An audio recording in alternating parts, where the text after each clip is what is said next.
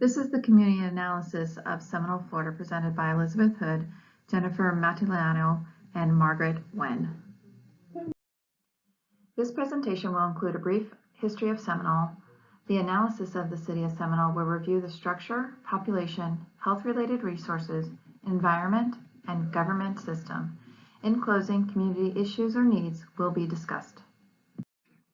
Seminole's first settlers began arriving in the 1860s and 70s. Seminole was an agricultural society until the 1940s and 50s. They mainly grew citrus and were even third in production of grapefruit in Pinellas County. As the city grew, the community moved from an agricultural society to a more residential community. In 1970, Seminole became a recognized city in Pinellas County. The Seminole community is comprised of single-family home, nursing home, condominium, and apartment complexes, and even mobile home. Most of the single home in Seminole were built between 1950 and 1960. Most of the houses have been remodeled to meet the modern living standard and are very sturdy. There is low-income housing available at Highland Village, which has 72 units. In Seminole, about 10% of senior citizens live below poverty level. In 2017, the Public Housing Authority proposed to build 100 units of low-income housing apartment in Seminole. This proposal was to assist these senior citizens so they can have affordable housing. The process is still waiting for approval. The Seminole does not have any homeless shelter. Pilot Home in Clearwater help to serve the homeless population in the area. The Seminole community has 3 public elementary, 2 middle, and 3 high schools, 1 charter school, and 4 private schools. Seminole also has a special kids academy that meets the needs of special education children from grade 3 through 8. This seems to have met the increased demand for schools due to the increase in population. Seminole also hosts the Seminole campus of St. Petersburg College. The college houses the Seminole Public Library, which serves both the students of the college and the public. During the windshield survey, it was noted that Seminole had a lot of churches on all the main roads. Churches can help residents relieve stress and provide a place to go for peace of mind. Many churches help with education, food drives and pantries, and many other services that help the community. It was noted that there was a lack of Buddhist temples and that those practicing that faith had to travel to Largo or St. Petersburg for worship. The old Seminole Mall was demolished, then rebuilt, and reopened in 2017 as the Seminole City Center. This center has become the heart of the small community. It provided a unique variety of things to do for the residents. It had entertainment, the health food market, fitness center, coffee shop, and the variety of fast food restaurants. Residents also can see their primary care doctor here. This center provides the common area where residents can have easy accessibility for most basic needs.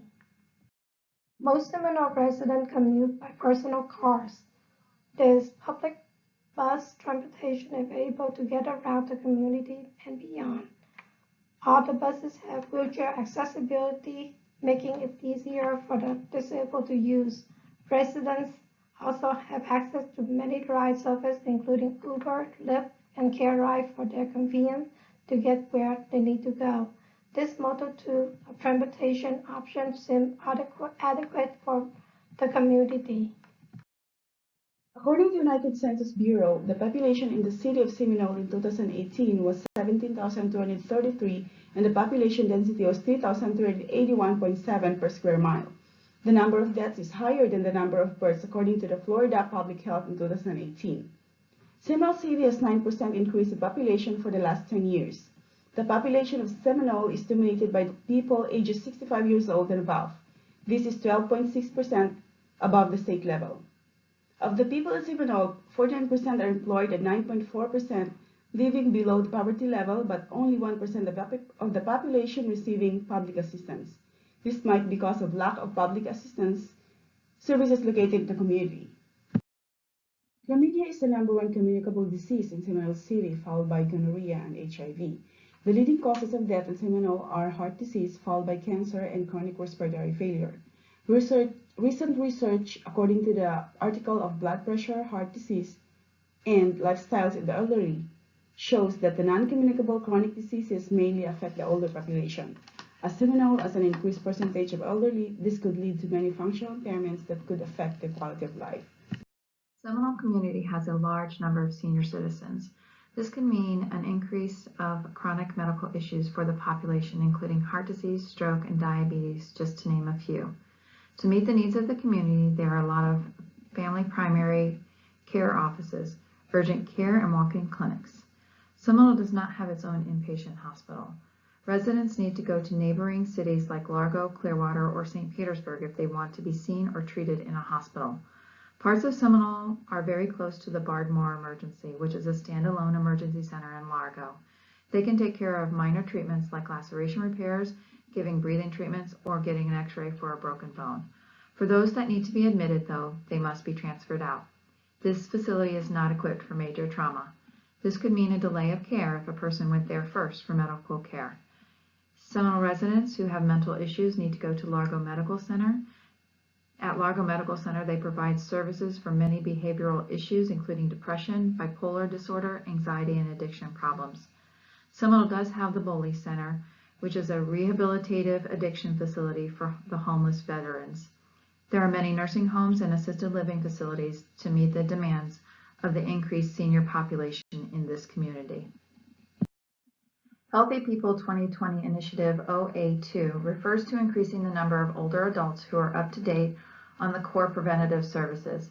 As Seminole has a high percentage of elderly adults, there is a definite need to ensure that this population remains as healthy as possible. Preventative services are important as they can prevent or slow further progression of illnesses. This can lead to an increased quality of life for this population and a decrease of medical costs.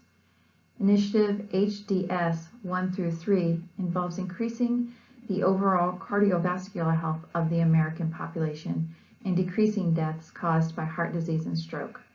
Heart disease and stroke combined at a 25.8% rate are the leading cause of death in the Seminole community. This initiative is working toward early detection of heart disease, including hypertension and its treatment. This can help reduce the incidence of heart attacks and strokes. This can reduce the burden of the health costs for the community. Initiative C18 is in response to the increased rate of skin cancer. This initiative wants to increase the population who engage in behaviors that reduce the exposure to harmful ultraviolet rays and reduce sunburns. Florida is named the Sunshine State and has warm and sunny weather most of the year. Seminole residents can be outside most of the time, and there are many beaches and pools nearby. These characteristics of the city and the state may lead to an increased exposure of the population to potentially harmful ultraviolet rays. There are many parks in Seminole, and they are free to the public. They allow the population to get away from the hustle and bustle of the city, enabling them to rest mentally and relax. These students regarded the parks as adequate. The Seminole Recreation Center offers many activities to residents, including sports, dance lessons, swim lessons, etc. There are fees involved, and for this analysis, the students felt that this may cause an inadequacy because not all students can afford the yearly dues and additional class fees. After the analysis, the students felt that Seminole's environmental services, which include water, sewage, and waste management, were adequate. There is clean water to drink and wash with. The waste management not only includes curbside service, but also has hazardous waste drop-off collection centers. Recycling is also by curbside pickup or a 24-hour collection center. The collection center also offers free mulch to residents. Seminole's government includes a mayor, city manager, city attorney, city clerk, and 5 city council members. They meet every second and fourth Tuesday of the month, and informal workshop sessions will be held if necessary. These meetings are open to the public. Members can be reached through emails, and the city clerk is available during office hours. The city's main funding for the year 2018 and 2019 was from the fire EMS service fees, property assessment taxes, license and permits, intergovernmental fees, and other multiple fees. The city spends the most on fire rescue, law enforcement, public works, and recreation. The city has a contract with Pinellas County Law Enforcement. The Pinellas County Sheriff's Office investigates homicides, missing children, burglary, and traffic violations. The Pinellas County provides enforcement division of animal services for domestic animals. This might be the reason why during the windshield survey there was no strange animals seen in the community. Seminole City has 4 fire stations that employ 69 firefighters who are also paramedics. Seminole City relies on the Pinellas County emergency plans. This includes evacuation routes and zones. These students feel that these services are adequate for the community. In order of priority, these are the 6 community issues or needs that were discovered while doing this analysis of Seminole. We based our prioritization on what we felt would help the greatest number of the population or the highest issue. Number 1, no community hospital. Residents must go to neighboring cities when they need health care provided by a hospital. This can delay care in emergent or urgent situations. There are no homeless shelters or health departments in Seminole. The closest of these resources are in Clearwater, Pinellas Park, or St. Petersburg. These resources are needed to care for the low or no income vulnerable population. Seminole has a high rate of chlamydia and gonorrhea. Therefore, we chose this as the 3rd priority. Healthy People 2020 has chosen the prevention and treatment of sexually transmitted diseases as one of the focal points for better health nationally. During our windshield survey, it was noticed that there were many roads without bicycle lanes or sidewalks.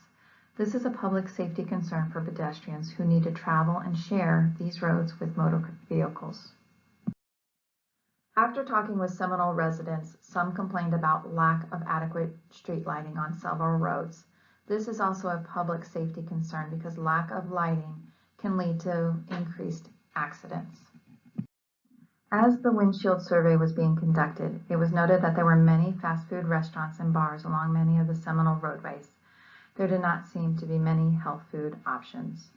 Having better food options can lead to a healthier diet, which is beneficial in preventing diseases like heart disease and diabetes. As our final priority, we chose the lack of internet or TV access during city council meetings. Residents at this time must physically attend these meetings in order to know what is going on. We feel that residents may be more involved with the community if there were more options to view these meetings. This concludes the community analysis of the City of Seminole. Thank you for taking the time to review this presentation.